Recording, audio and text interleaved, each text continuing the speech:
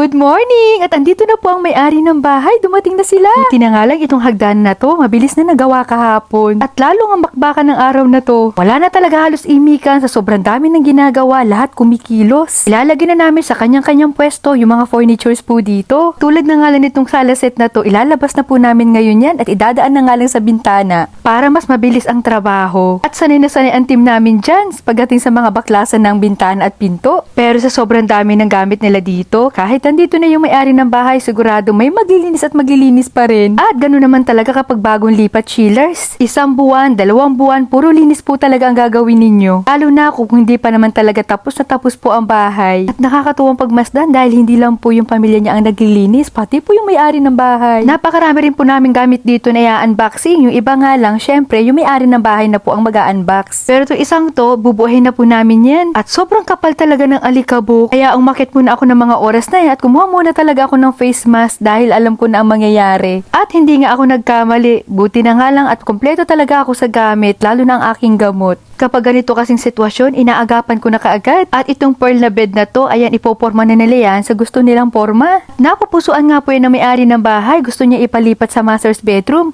Kaya lang po, yung size niyan ay hindi aakma dun sa kanila. At syempre, lagi namin kasama yung vacuum. Para talagang mahihigop yung mga alikabok, hindi yung lilipad lang. At ito naman ang bubuuhin nila ngayon, mga high chairs po ito, na ang sabi ni Sis Beth ay pansamantala lang muna daw yan. Anyway, ang sabi ko, enjoy na lang muna nila. At ito naman ibang mga furnitures dito na gawa sa ratan at nag-general cleaning nga ulit sila dyan. Kailangan po kasi nila i-carwash yung mga set na yan dahil grabe po talaga ang alikabok. Sumingit na talaga sa dapat singitan. Ayan, nabuo na nila yung iba at hintayin nyo na nga lang yung house tour ko po dito. Buti na nga lang po at may carwash sila at tulong-tulong nga sila kung paano paganahin yan. Malaking bagay po kasi kapag may carwash. Kaya lang nung una nagkakaroon ng problema. Kaya kanya-kanya talagang diskarte. Tulong-tulong talaga kung paano papaganahin. Pati nga itong si Sir. Napaka down to earth at sobrang palabati po niya. Kahit naman po yung asawa niya si Sis Beth, gaya nga nung mga nakaraang vlog, pati dito sa labas, ayan, may nagtatrabaho pa rin. Alam nyo ba, lahat kami dito, halos naging triple yung kilos nung dumating na yung may-ari ng bahay. Para ba kami yung mga teacher, mga estudyante na biglang dumating yung principal. Siyempre, hindi mawawala ang masaganang pagkain. Pinagsasama na nga lang namin yung pagkain namin at pagkain nila. Di ko na nga alam kung ano mga lulutuin nila. Ang dami kasi. May samaral, may papaitan, may hipon, at magsasapsoy daw. Na doble pa nga ang bilhin ng papaitan.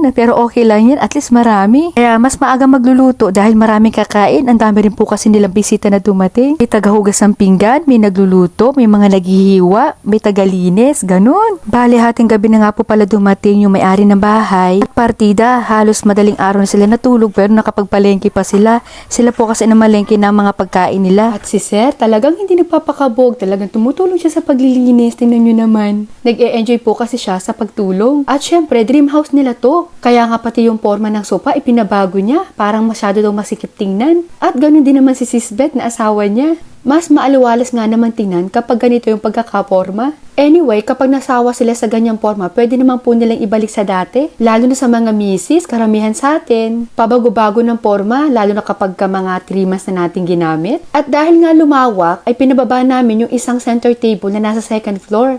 Mas babagay po kasi dito yan. At ito naman pahaba, ayan naman po ang ililipat namin sa 2nd floor. Ayan, mas bumagay. At tinititigan talaga ng mag-asawa kung talagang yan na ba talaga ang final. May kabigatan po kasi ang sofa. Mahirap ang palipat-lipat din, lalo kung babae po ang maglilipat. At yan na nga ang naging final. Siyempre, inayos-ayos ni Sis Beth at yung mga kapatid niya ay sinubukan din kung talagang komportable na ganyan na nga lang. Maging si Sir, natuwa din sa mga set na ginawa namin. Ang komportable daw gamitin at wala ka talagang kaba na mararamdaman kahit marami pa silang bisita na darating. Bata matanda, okay na okay lang. At dahil magtatanghalian na niyan, ay binisita ko sila dito sa kusina at ayang busy sila sa pag-ready ng pananghalian. Habang busy sila dito sa kusina, ay busy na naman ng iba doon sa labas. Maglilinis nga sila ng bintana. Pinunasan na nga lang ni Habi na basahan yung bintana kaya lang hindi satisfied. Maging si Habi, maging ako, lahat. Kaya nagdesisyon na lang kami na i-carwash na lang talaga yan para talagang magmukhang bago. Isa po kasi sa pinakamahirap linisin sa bahay yung labas. Mga salamin ng mga bintana natin, nako. Kaya kung ganito ang bahay mo, kailangan mo talaga ng carwash. Malaking bagay po talaga. At nakaabang talaga ang lahat dyan para makita nila kung paano malilinisan yung bintana, maging si Sir.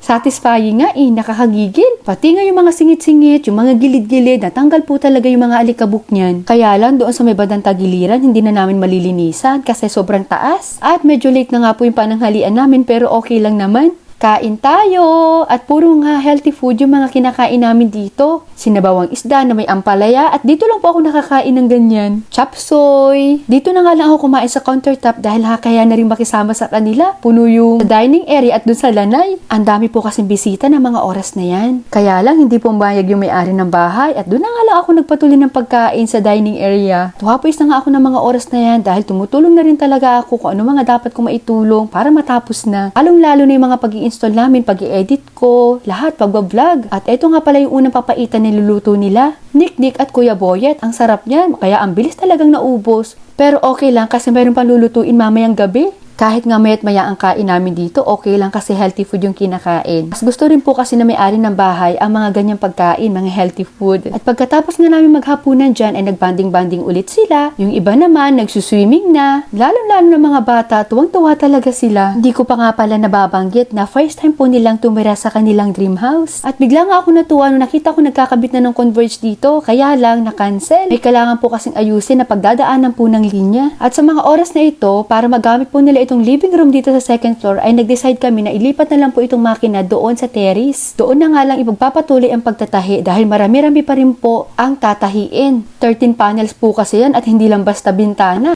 Biga to biga talaga. Pagdating ng hapon, wala pa rin tigil sila sa paglilinis. Halos isang linggo na nga lang ay magpapa-house blessings po sila kaya talagang araw-araw talaga dito naglilinis. Sa loob, sa harap at likod ng bahay. Lahat po talaga yung ginamitan talaga nila ng car wash. At tingnan nyo naman to si Sis Beth. Ayan, hindi na rin nagpaawat. Kakatuwa lang talagang pagmasdan yung mga ganitong klase ng tao. Napaka down to earth, maganda na, sexy pa, mabait pa at wala pang arte. Mas mamaarte pa nga yung mga taong wala kaysa sa mga meron. At reality na talaga yan dito sa Pilipinas na kung sino pa yung mayroon, yun lang yung simple lang. Kung sino naman yung mga wala, ay nako. No comment, pero mararamdaman mo talaga. At kinagabihan ay nag-crib si Habi sa karne, kaya bumili kami ng karne at inihaw-ihaw na nga lang namin dito. Siyempre, nag-share din po kami sa kanila, kaya lang sa dami namin, mukhang pitin ito. Ang sarap nga ng pagkakaluto nila niyan. Kaya lang, ako naman kasi hindi naman talaga ako sobrang hilig sa karne, isda islay pa rin ako. Ang sarap lang talaga ng pagkakaluto niya, kaya napakain pa rin ako. Alam niyo yung napakalambot. Tamang-tama ang combination niyan kasi may sinasabawan ng ulo ng isda dito. Ayan, pero hindi na rin ako nakakain yan. Kahit kasi healthy food, ayoko na nagpapakabusog ng todo. Ang sakit sa tiyan. At pagdating nga dito sa second floor ay nagdala sila niyan at ginawa nilang pulutan. At dito naman po sa baba ay masaya sila naghapunan. Mga relatives at pamilya po ang mga kumakain dito. Kaya talaga hindi may iwasan na hindi talaga kami sumabay sa kanila kasi nakakailang. Kayo din naman, diba? Ang init nga lang ng mga oras na to, kaya yung mga boys, kanya-kanya na lang talagang paandar kung anong gagawin sa mga electric fan na dala namin. So, paano sa mga gusto pong umorder, nasa screen lang po ninyong aming contact number. At sa price naman po, pakibasa na lang dito sa amin. Mura, pero hindi basura, kaya subscribe ka na. Bye!